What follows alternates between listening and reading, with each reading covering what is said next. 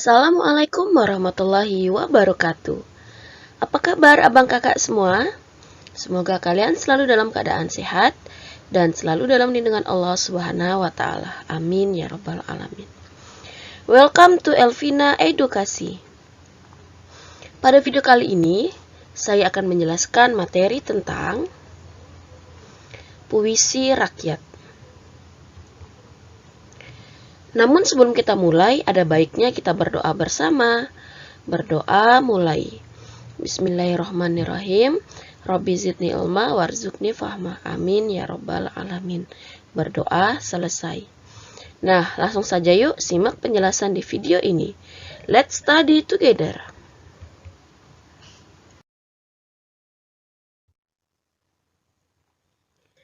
Pada video kali ini, kompetensi dasar yang pertama 3.13, yaitu mengidentifikasi informasi, baik berupa pesan, rima, dan pilihan kata dari puisi rakyat, yaitu pantun, syair, dan bentuk puisi rakyat setempat yang dibaca dan didengar.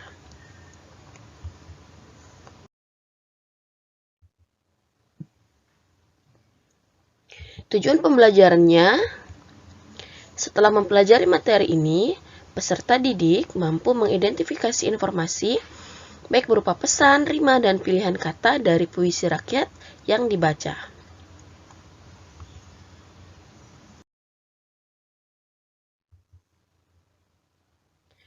Nah, yang pertama kita akan mempelajari terlebih dahulu, yaitu pengertian puisi rakyat. Ada yang tahu apa yang dimaksud dengan puisi rakyat? Apa ya yang dimaksud dengan puisi rakyat? Nah, Ibu akan menjelaskan. Puisi rakyat merupakan karya sastra lama. Puisi rakyat terikat oleh aturan seperti jumlah kata tiap baris, jumlah baris tiap bait, dan rima.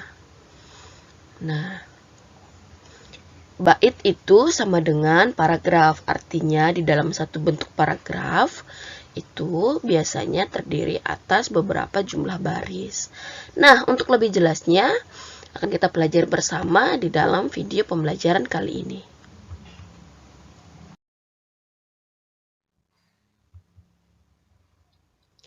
Di dalam jenis puisi rakyat itu ada banyak sekali. Nah, hanya saja untuk materi kali ini kita akan mempelajarinya 3, yaitu pantun, syair, dan gurindam. Nah, ada yang tahu nggak ya apa yang dimaksud dengan pantun, syair, dan gurindam?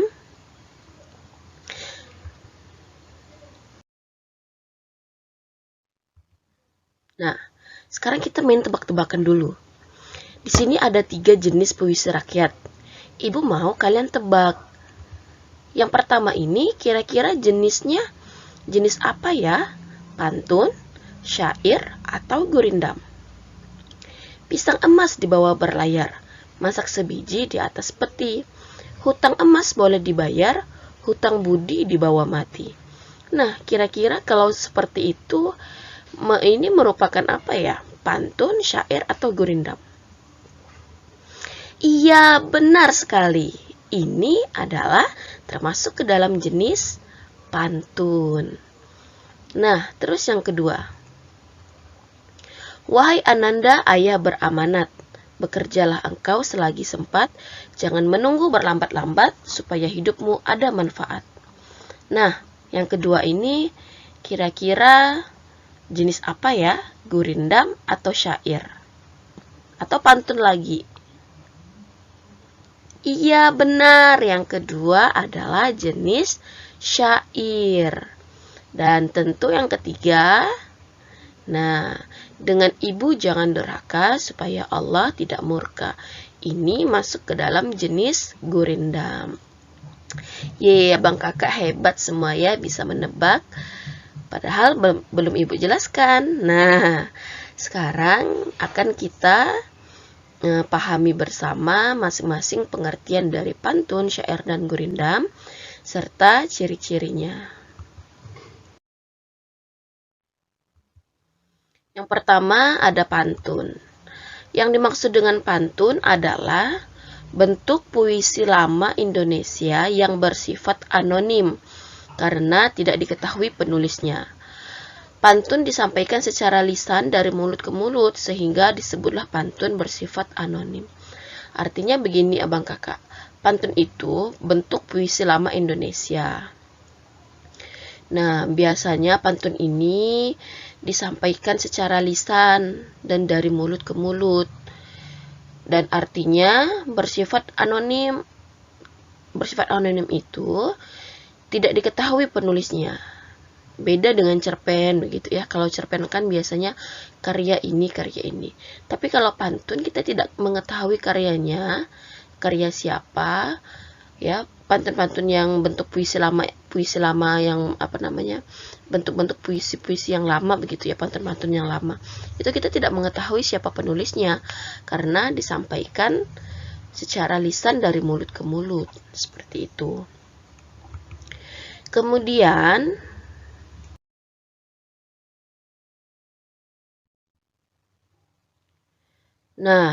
ciri-ciri pantun sebagai berikut. Yang pertama, tiap bait terdiri atas 4 larik atau baris.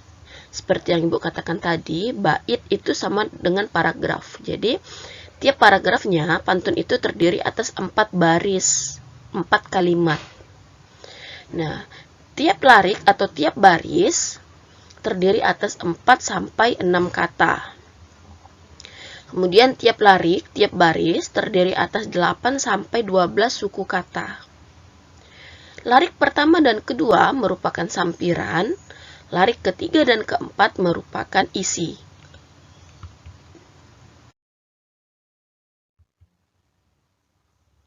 Rima akhir atau bunyi akhir dari setiap larik pada pantun itu bersajak AB-AB. Bunyi akhir larik pertama dan ketiga harus sama, bunyi akhir larik kedua dan keempat harus sama. Isi dari pantun itu mengungkapkan perasaan. Nah, itu adalah ciri-ciri dari pantun.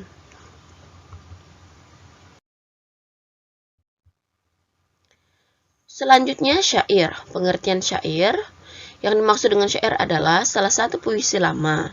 Syair berasal dari Persia dan dibawa masuk ke Nusantara bersama dengan masuknya Islam ke Indonesia. Dalam hal ini, kata atau istilah syair berasal dari bahasa Arab yakni syair atau syu'ur, yang berarti perasaan menyadari, yang kemudian kata syu'ur berkembang menjadi syi'ru, yang berarti puisi dalam pengetahuan umum. Nah, ini adalah pengertian dari syair.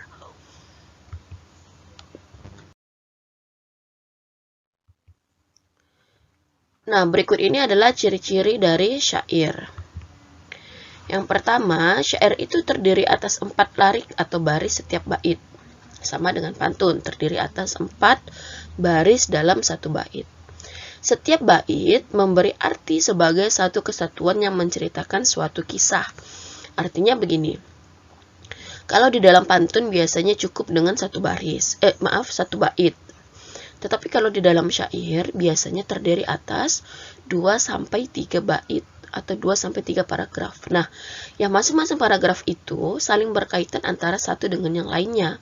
Paragraf 1 berhubungan dengan paragraf 2, paragraf 2 berhubungan dengan paragraf ketiga. Jadi mereka saling berkaitan. Itu maksudnya, saling sebagai satu kesatuan. Kemudian yang ketiga, semua baris merupakan isi. Di dalam syair tidak ada yang namanya sampiran, semuanya adalah isi. Nah, kalau di dalam syair, sajak akhir tiap baris itu sama, yaitu bersajak A. Kemudian jumlah suku kata tiap baris terdiri atas 8 sampai 14 suku kata dan 4 sampai 7 kata.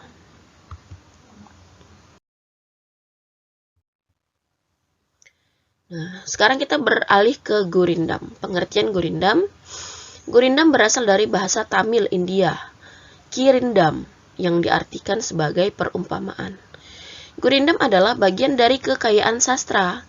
Karya pendek ini dibawa oleh orang India yang tentunya juga diilhami oleh pengaruh kesusastraan Hindu. Gurindam merupakan bentuk puisi lama yang ditandai dengan 2 baris kalimat berrima atau bersajak sama, namun dalam satu kesatuan. Secara definisi, gurindam diartikan sebagai karya sastra lama yang berbentuk seperti puisi dan terdiri dari 2 baris kalimat dengan sajak rima yang sama. Biasanya, gurindam terdiri lebih dari 1 bait. Pada baris pertama, gurindam berisi sebuah persoalan atau syarat, sedangkan baris kedua, gurindam menjawab persoalan pada baris pertama. Nah, berikut ini ciri-cirinya.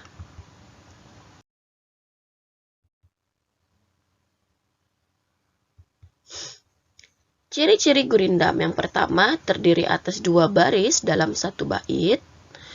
Artinya hanya 2 kalimat dalam 1 bait atau 1 paragraf. Kemudian tiap baris memiliki jumlah 10-14 suku kata. Tiap baris bersajak AA, BB, CC, dan seterusnya.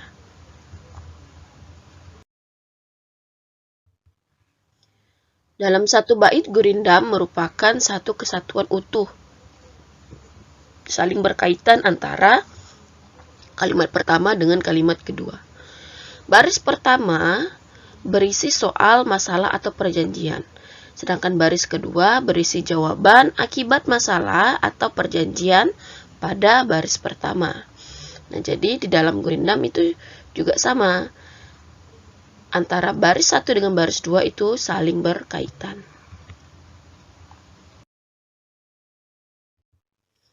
Nah, ini adalah contoh mengidentifikasi pantun.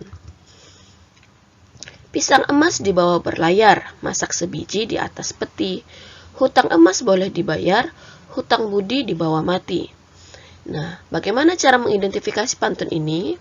Berikut penjelasannya. Pantun tersebut mempunyai 4 larik. Larik pertama dan ketiga, pantun mempunyai bunyi akhir yar. Dari kata berlayar dan dibayar. Larik kedua, ingat ya, larik itu baris. Berarti baris kedua dan keempat mempunyai bunyi akhir ti. Dari kata peti dan mati. Larik pertama pantun tersebut terdiri atas 10 kata.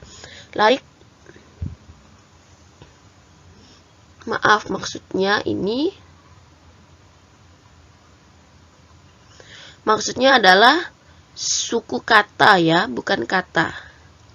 Larik pertama pantun tersebut terdiri atas 10 suku kata. Larik kedua terdiri atas 10 suku kata. Larik ketiga terdiri atas 9 suku kata. Larik keempat terdiri atas 9 suku kata. Nah, jadi seperti itu caranya dalam mengidentifikasi pantun. Bagaimana abang kakak? Mudah bukan untuk dipahami? Nah, mudah-mudahan dengan video kali ini bisa menambah pengetahuan abang kakak mengenai puisi rakyat, lebih khususnya tentang mengidentifikasi pantun. Setelah video ini, insya Allah nanti akan ada video yang baru tentang menyimpulkan isi pantun, syair, dan gurindam. Nah, terima kasih yang sudah menyaksikan video ini sampai habis. Jangan lupa untuk di like, comment, share, dan subscribe. Dan terima kasih juga atas perhatiannya. Saya akhiri, wabillahi taufiq wal hidayah. Wassalamualaikum warahmatullahi wabarakatuh. Sampai bertemu di video selanjutnya.